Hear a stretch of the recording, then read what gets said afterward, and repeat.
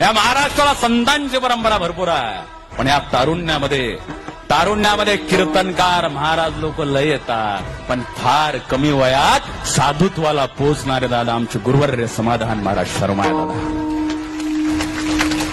राम सांगावे तर समाधान महाराज शर्मन, रामचरित मानस सांगावं तर दादा समाधान महाराज शर्मन दादा.